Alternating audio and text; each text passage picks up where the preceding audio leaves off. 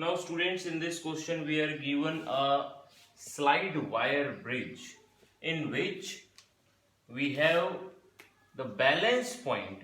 The balance point of, let us consider this point is A and this is point B.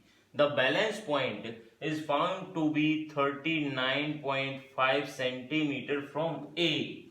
When the resistor Y of is of 12 ohm, means this is the resistor is of 12 ohm, 12.5 ohm, and this is the unknown resistance that we have to find.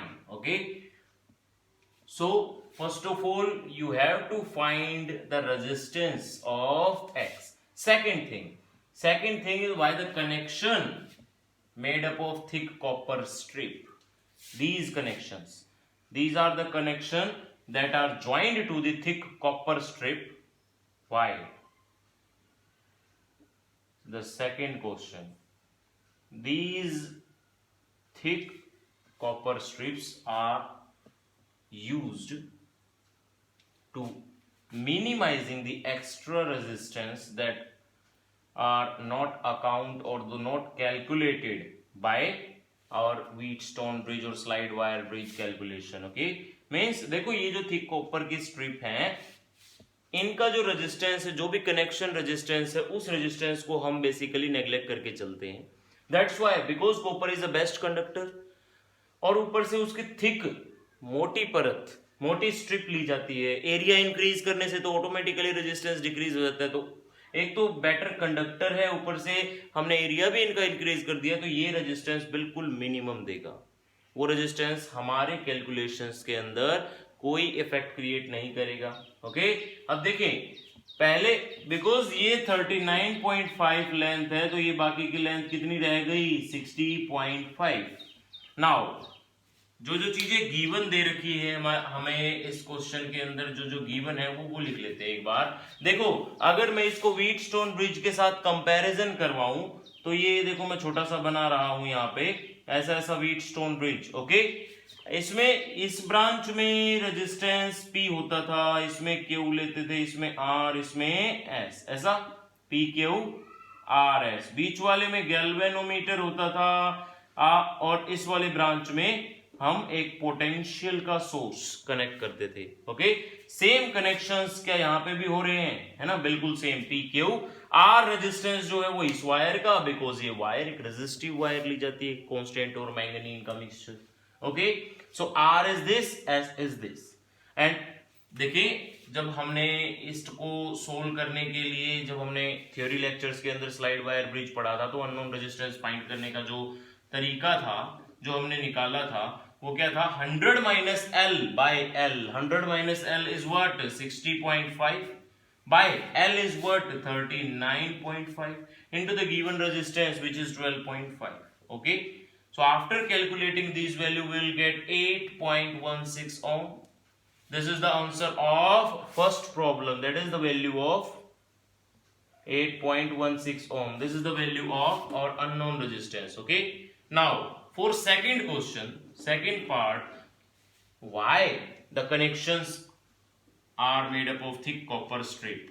ज्यादा कुछ नहीं लिखना, बस to minimize extra resistance of the circuit which is not calculated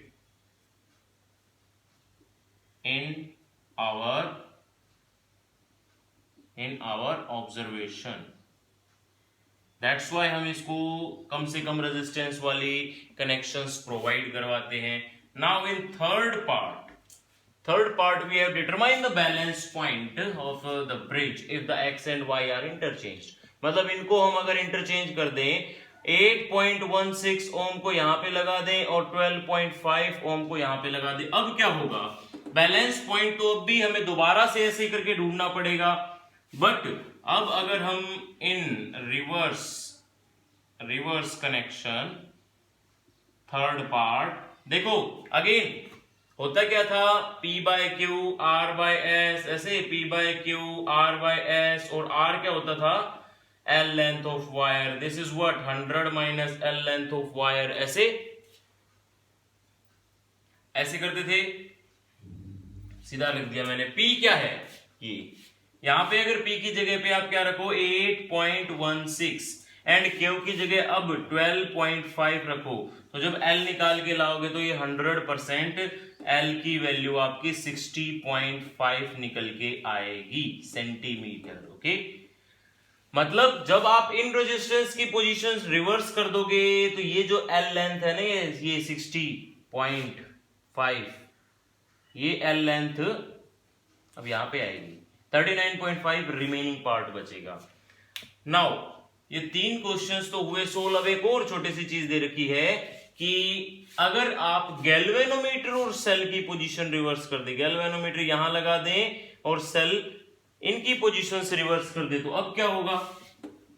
देखिए students, ये हमने जब slide wire bridge या मीटर ब्रिज पढ़ा था तो भी ये चीजें मैंने आपको बताई थी हमारे थ्योरी लेक्चर्स के अंदर कि if G and cell interchanged तो कुछ भी नहीं होगा अगर इनकी पोजीशन हम इंटरचेंज कर देंगे। क्योंकि देखो, अगर आप व्हीटस्टोन ब्रिज की बेसिक स्टेटमेंट भी पढ़ते हो तो भी आपको यही पढ़ने को मिलता है कि Wheatstone bridge a combination of 4 registers that are connected 4 side of a quadrilateral and a cell and galvanometer are connected to any diagonally opposite end. मतलब कहने का है कोई भी डायगोनली अपोजिट एंड आप ले सकते हो, ठीक है। तो इनकी पोजीशन अगर मैं इंटरचेंज भी कर दूं तो it will not affect the arrangement.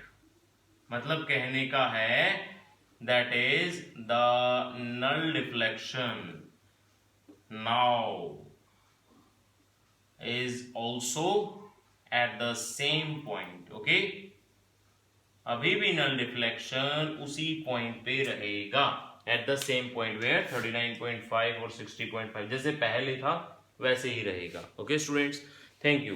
This is the answer of this problem.